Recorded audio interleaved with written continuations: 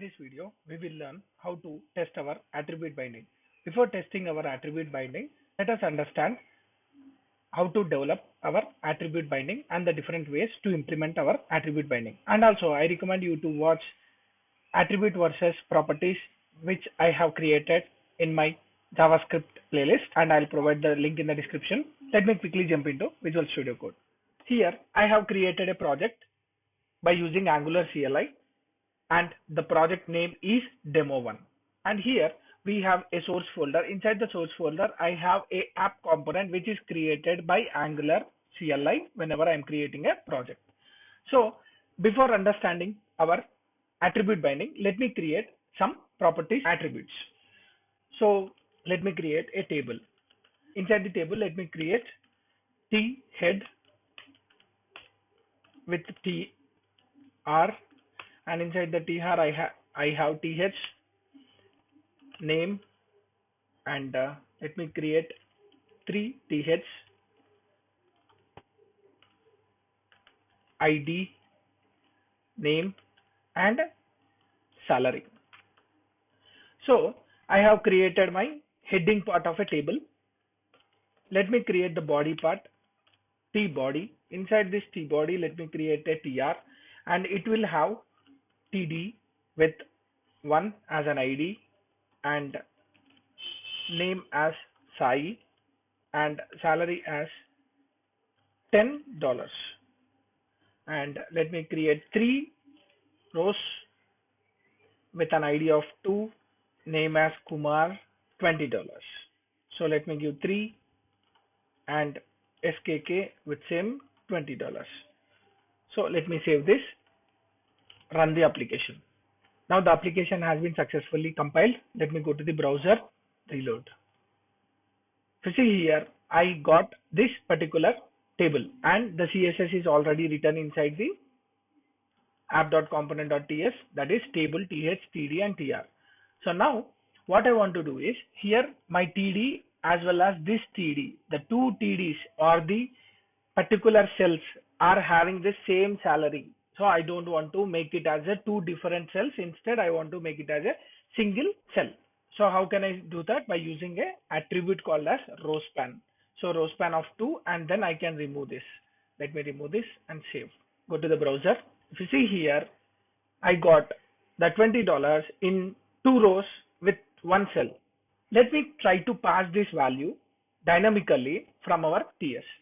So let me create a variable row span count equal to 2. I want to pass this 2 value dynamically from my component, that is controller file.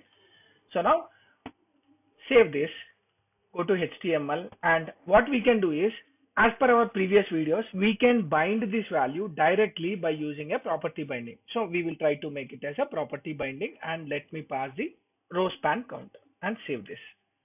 When you see this, here we got an error, can't bind the row span since it is not known property of TD. That means here row span is not treated as a property for our TD. Why? To understand more about attributes and properties, I recommend you to watch my JavaScript video where I have explained complete details of attributes versus properties. I'll provide the link in the description for more understanding. And now here the row span is not treated as a property. Instead, HTML will be treating that row span as an attribute. So now we want to solve this problem. To solve this problem, that means an attributes can also be binded by Angular using attribute binding. We can say Angular attr dot row span. So this indicates our attributes will be acting and taking a properties from our TypeScript file or the controller of the component. So we got that row span, and now let me go back. It shows the same output without any error. So now you can see here it has been compiled successfully. The row span, whatever we are using, is with a small s. That means it is acting as an attribute which was defined by the HTML. But this is not acting as a property because it was defined by HTML that row span is not a property. It is an attribute. To make it a property, we have a different property name for row span with capital S. Whenever we are using a capital S, it will be treated as property. Whenever we are using a small s, it is treated as an attribute. By this we can understand every attribute is not treated as a property, every property is not treated as a attribute. Let me save this and compile successfully. If you go back the same output, let me reload, and no change in the output. So this is how we can use the row span.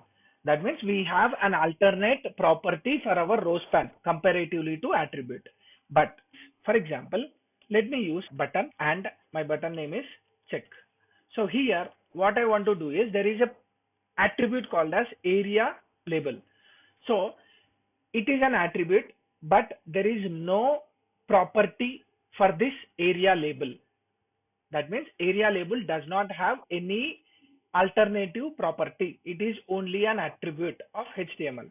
Let me pass this value dynamically. Area label dynamic. So let me pass this value as something called as close. Save this and let me use this as a property binding for now. Property binding and pass the value. So let me save this. You will get the same error. See here, can't bind area label since it is not known property of a button. So that means it is not treated as a property. It is treated completely as an attribute. How to use that binding whenever there is an attribute? We know that attr dot. Save this. Nothing failed. Compile successfully. Go back and you have the button. Let me inspect that button. If you go to the inspection, we can see here close. So this is coming dynamically to our button. Here in this case, area label is a attribute but never be treated as a property, and there is no alternative property for area label in the HTML. One more case. Let me create an input field, and the input field has a value, and this value let me give sample. Save this and go back. If you see here, I got that sample here. Now what I want to show you is, whenever this is created and I want to create it as a property binding, it works like an attribute and it works like a property binding. How?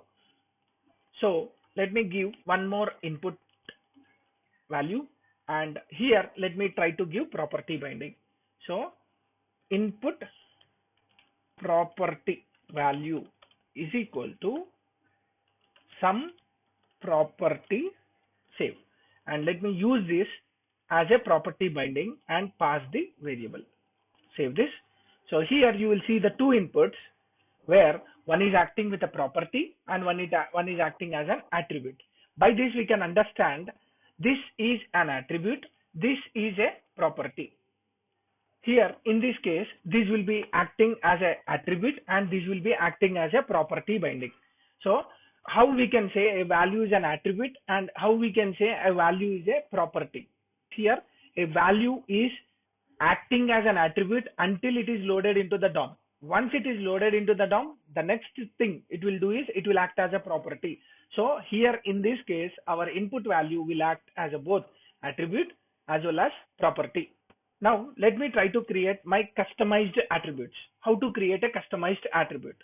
So for example, I have created a widget. Widget is my attribute and I want to assign some value. Widget sample is my value. Let me save this and no errors. Go back. Let me inspect the first element of input. If you see here, widget sample. So whatever the attributes we are creating, it is loading onto the DOM. These are called as a customized attributes.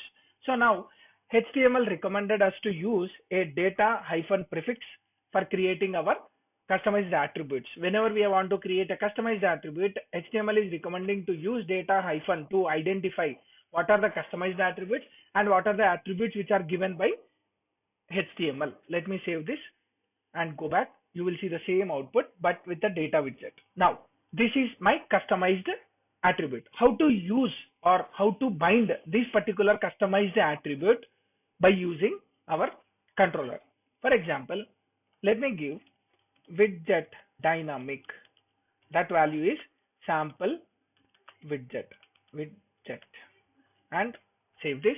let me use this dynamic one onto the attribute. This is a customized attribute and I cannot use directly as we know. But let me try with the property binding. Save this. Again, you will get the error, that is can't bind the data widget since it is not known property of an input. So what I can do, just add ittr dot, save this and compile successfully, go back.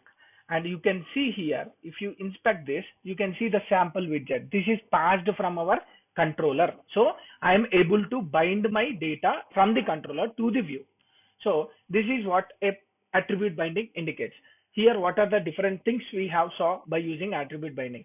Attribute binding is a type of binding which can be used on any HTML element to bind our controller. To bind our controller, we cannot use attributes directly or property binding directly. Instead, we have to use attr dot attribute name. So what are the different types of attributes and what are the different types of properties we can encounter? Sometimes the attribute name and the property name may be different, like row span with capital S, row span with small s. So row span with capital S will be indicated as a property, whereas row span with small s will be treated as a attribute. So that is one case. Second case is you can have HTML attributes, but you will not have an alternate or the same type of properties. So that is area label. Area label is an attribute, but it will never act as a property. Whereas value can be act as a attribute until the DOM is loaded. Once the DOM is loaded, it will be acting as a property. Whereas we can even create our own attributes and they can be binded by using attr dot some data hyphen customized attribute. Whenever we are using a customized attribute, it is always recommended to use data hyphen to identify the difference between the HTML attributes and the customized attributes. By this, we can say that attribute binding is very useful to bind our attributes of any HTML elements. So here we have created our table, we have created two inputs and a button. Now we will be testing this particular attribute binding and how to check that. We will see. Let me go into spec file and let me create the fixture. Let fixture is of type component fixture which is of type app component, and let me create component instance, and this will be taking a type called as app component. And let me initialize the fixture and component instances. Fixture equal to test bed dot create component of what is my component? App component, and my component fixture has been created. Component instance is equal to fixture dot component instance. Now my component instance also stored in the component instance variable. So now let me create these values inside the before each. Yeah, so variables has been created, and now let me create the test cases. So first test case, it of what I want to test, button area label with attribute binding, and it will take a callback. Inside the callback, let me use fixture dot detect changes to detect our changes inside the component controller. Once this is stable, when stable, what I want to do, I want to have a promise, and inside the promise we have a callback.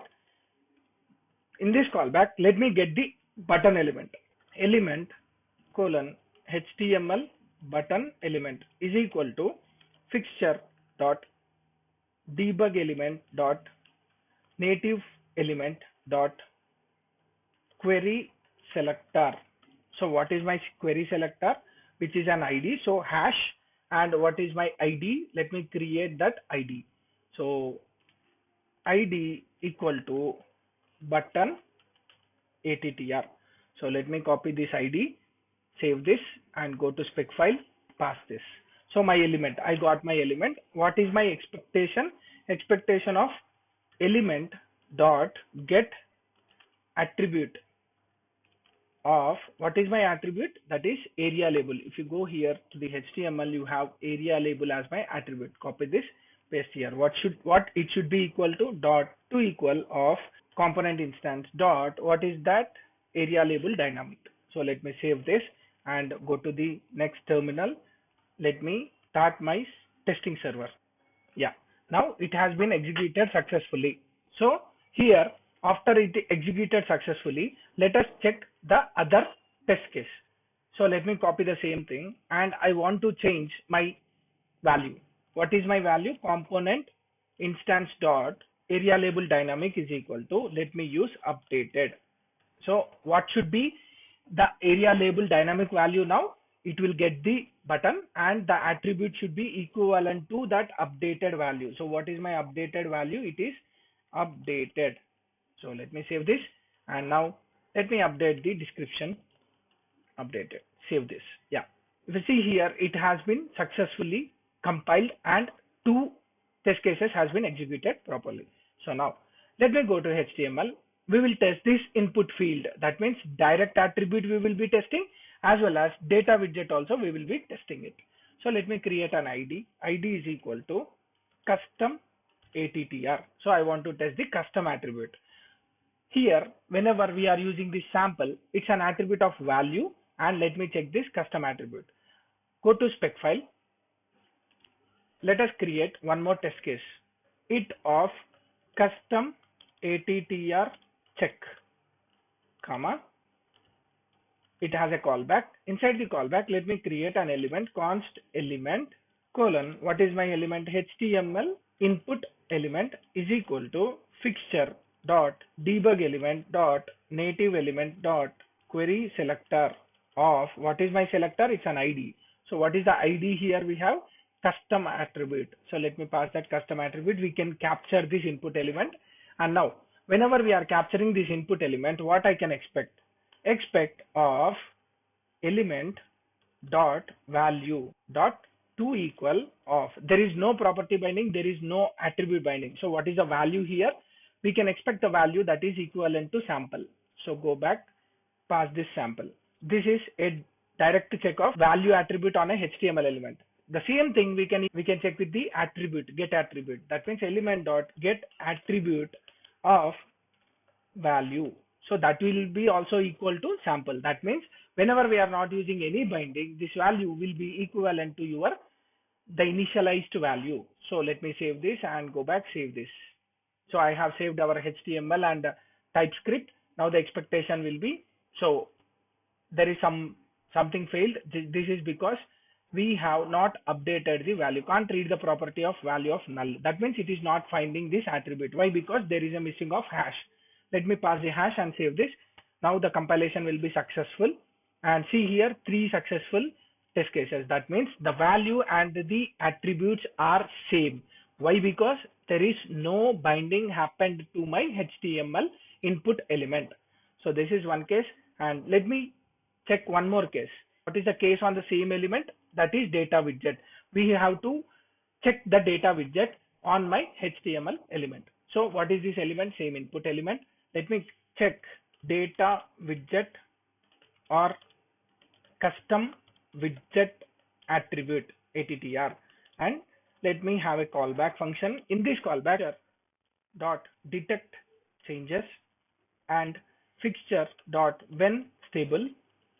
It's a promise based dot then, and it will have a callback. Let me take the callback, and in this callback let me get the element. So element, what is the element type? HTML input element is equal to fixture dot debug elements dot native element dot query selector of. What is my ID here? The same ID, that is custom attribute ID. Let me take that custom attribute ID and let me pass the hash. And here, whenever I am testing this particular case, okay, we can expect our customized attribute. That means element dot get attribute of, what is my attribute here? The customized attribute, that is data widget. Copy and paste. Here dot to equal, what it should be equal to? It should be equal to component instance dot widget dynamic. So let me save this. And here we can check the customized attribute value. So here it has been passed successfully. What I want to do is I want to make the copy of this test case and pass here, but in this case I want to update it. update component value. So that means I want to update the element. Component instance dot widget dynamic is equal to updated dynamic widget. So this will be the attribute value.